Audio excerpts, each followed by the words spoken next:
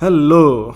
मुझे मालूम है फिफ्थ एपिसोड भी आ गया है और शिबुया स्टार्ट होने वाला है, लेकिन अभी फिफ्थ की बात नहीं करेंगे। मेरे फोर्थ एपिसोड को लेकर कुछ ओपिनियंस थे जो शायद मैं उस समय कुछ काम की वजह से शेयर नहीं कर पाया, but here I am. And first of all I want to say the episode we all are expecting literally broke the internet. चारों तरफ मीम्स थे, इंस्टाग्राम रील्स थे, ट्विटर पूरा भरा हुआ था उसकी अच्छाई और बुराइयों से, जिसके बारे में मुझे बात करनी है। इंटरनेट को लेकर मेरी काफी ज्यादा शिकायतें रही हैं। यहाँ जब चीजों को इतना ज्यादा ऑब्जेक्टिफाई किया जाता है और हर मोड पे बस कमी निकाली जाती है बिना क्रिएटिव्स के इंटेंशन को जाने हुए, वो चीज सबसे ज्यादा दिल तोड़ती है। अगर अटैक ऑन टाइटन का फिनाले बकवास था तो था, और ये डंके की चोट पर सबने कहा, इंक्लूडिंग माई सेल्फ। और इसयामा इस क्रिटिसिज्म को डिजर्व करते थे because he was not overworking. उन्हें बस एक ढंग की एंडिंग लिखनी थी जो सीरीज को ओवरऑल जस्टिस दे पाए, जो उनके दिखाए गए सिंबोलिज्म और ईस्टर एग को मीनिंगफुल वे में जस्टिफाई कर पाए। और उस बंदे से ये भी नहीं हो पाया। उन्होंने अपने इस गोबर से लाखों फैंस का दिल दुखाया ही, साथ ही उनकी इन्वॉल्वमेंट को शर्मसार करा था। और ये चीज पूरे एंटरटेनमेंट जॉनर के लिए एक सेटबैक था,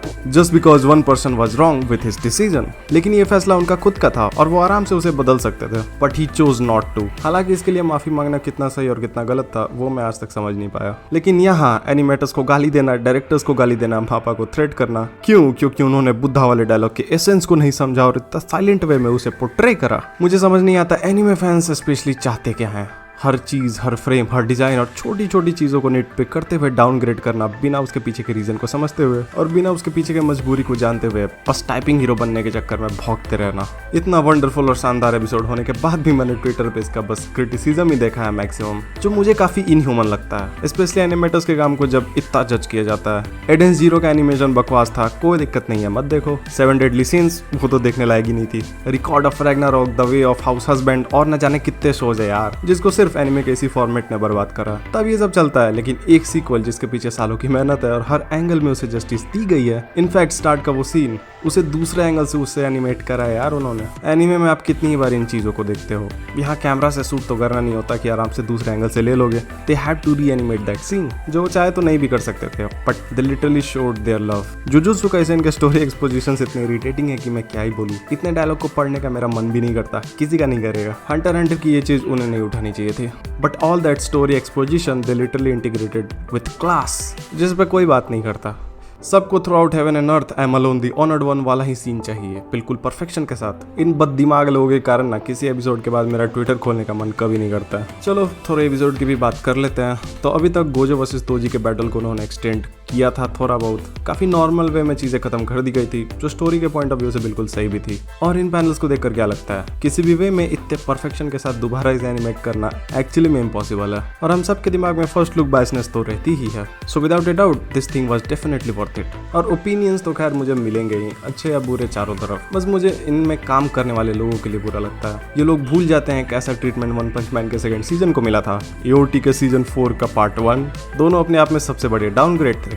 मापा की सबसे अच्छी चीज भी यही है कि वो अपने लिए गए काम को पूरा करते हैं, इनफैक्ट दूसरों के छोड़े गए काम को भी। Just look at Vinland saga season 2, उसके राइटर तक ने स्टोरी के एसेंस को समझने के लिए मापा तक की तारीफ करी है। So coming back to the episode, story boards were best. The way they design Toji was better than manga itself. उस बंदे के हर मसल में डिटेलिंग थी, उसके जेस्चर्स, मूवमेंट्स और स्किल को पूरी तरह जस्टिफाई कर पाना अपने आप में काफी ज्यादा कॉम्प्लिकेटेड है। The way he moves and the way he is already on the peak of this jujutsu world without any major technique और power is crazy in itself. जिसे मांगा में पोर्ट्रे करना अलग बात है, और इन एक्शन उसे जस्टिफाई कर पाना, डैम। गोजो का हाई होना एक्चुअल में डिस्टर्बिंग था, और वहां साइलेंस मेंटेन करते हुए इस पूरे सीन को क्या ही बनाया उन्होंने, अनफॉरगेटेबल।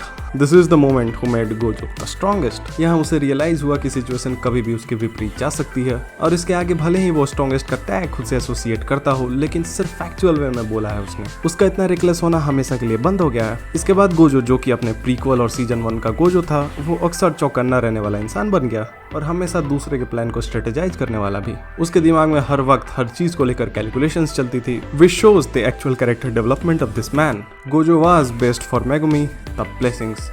तोजी ने जाने से पहले उसे ये इन्फॉर्मेशन दी, जिसने आगे चलकर उसका भला ही करा, वरना भगवान जाने जेनिन क्लैन किस तरीके से मेगमी का माइंड वॉश करता या उसे कैसे ट्रीट करता। गोजो ने मेगमी की पेरेंटिंग की एक काफी नॉन पेरेंटिंग वे में। सो हाँ, वो कोई लॉयलिस्ट नहीं है, यू ऑल नो, इसलिए उसके तरीके अनऑर्थोडॉक्स होते हैं, जिसका अपना रिस्क और रिवॉर्ड है। लेकिन उसकी इसी टेक्निक ने हमेशा अपने स्टूडेंट को और मजबूत बनाया है, जो श्रापों से भरी इस दुनिया में और भी मजबूत बन पाए और जुजुत्सु के जहान में सबसे समृद्ध पीढ़ी बनकर उभरे। That's it. एपिसोड 5 पे जल्दी वीडियो आ सकती है, लेट्स सी, या शायद 6 पे आ जाए अगर उतना कंटेंट मुझे नहीं मिला फिर। तब तक के लिए सी या, this is Saket from enthusiast, peace out.